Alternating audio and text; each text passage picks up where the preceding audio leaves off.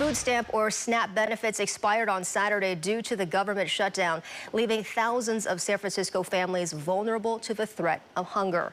Now, in response, the city announced a partnership with Crankstart, a private family foundation, to cover the cost and help residents in need.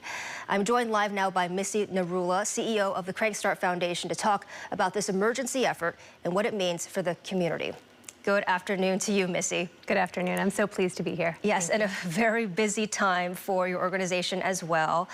Tell us a bit about Crankstart to start us off. Absolutely. So Crankstart is a family foundation that is funded by Michael Moritz and Harriet Hyman, and San Francisco is our home. We are very dedicated to serving the city.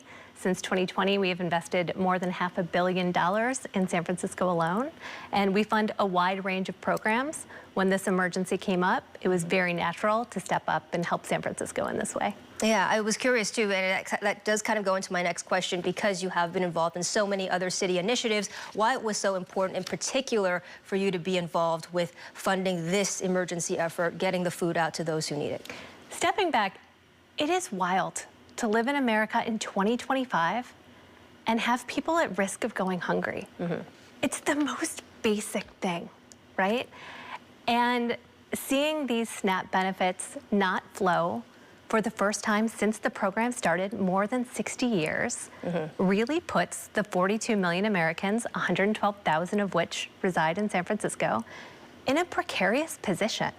So many of them are relying on these funds not as supplemental nutrition, as the program is named, but as the core source of nutrition. And we can't let our neighbors go hungry, so that's why we got involved. Have you gotten a chance to speak with any of the folks, any of the families who do rely on SNAP benefits, and what has their reaction been?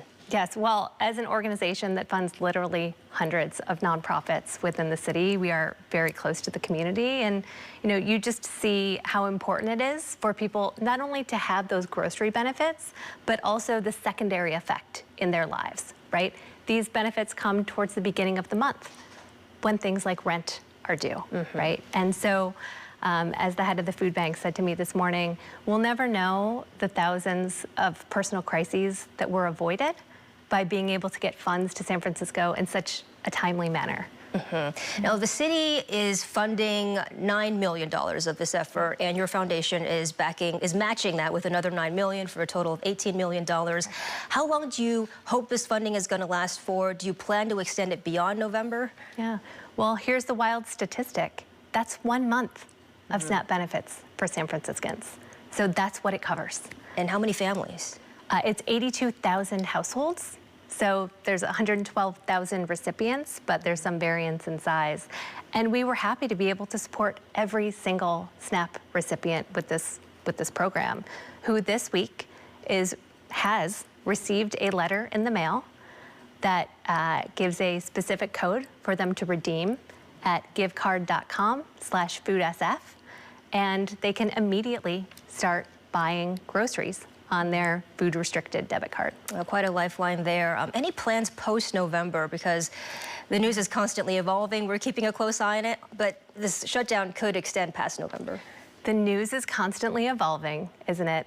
And even just in the last 24 hours, according to the state of California's website, based on 2 lawsuits, the state of California is now starting to distribute full SNAP benefits to California families for the month of November.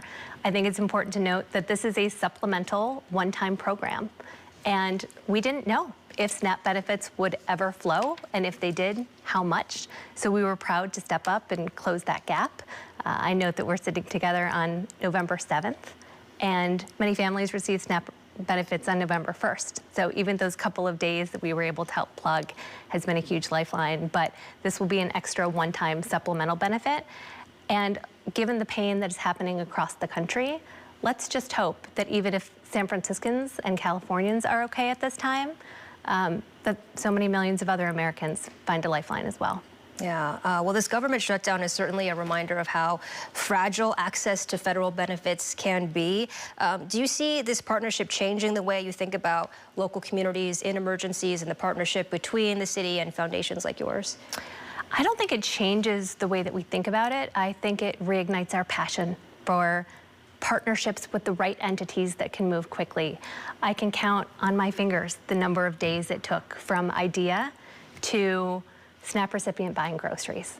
And that doesn't happen. That doesn't happen in city government, that doesn't happen in philanthropy.